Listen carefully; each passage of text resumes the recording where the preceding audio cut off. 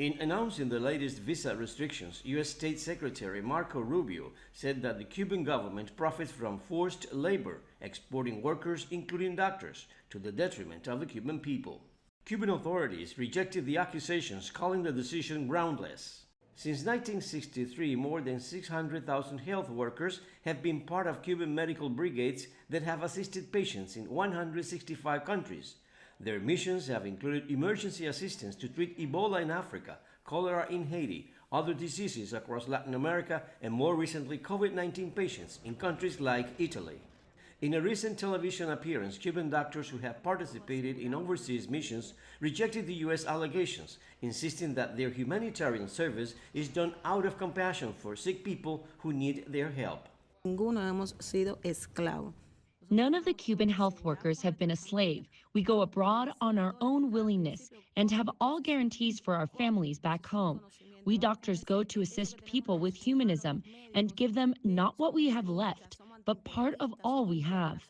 Cuban health professionals told CGTN about their commitment to help other nations, such as ophthalmologist Agustin Perez, who has participated in several overseas missions.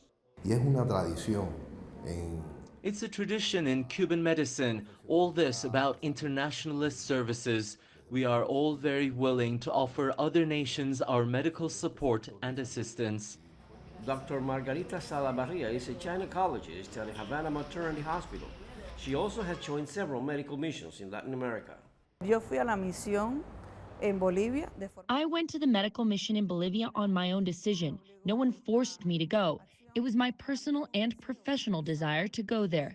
While I was there, my family in Cuba received my full salary, and I kept my job position here upon my return.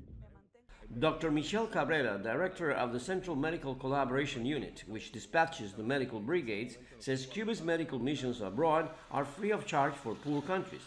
He says the revenues from contracts with other countries help maintain and improve the Cuban public health system. Cuban authorities said that over 22,000 Cuban health professionals assigned to 54 medical brigades are currently assisting people in need in several countries around the world.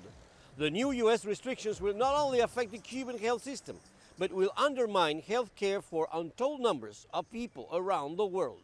Chirino, CGTN, Havana.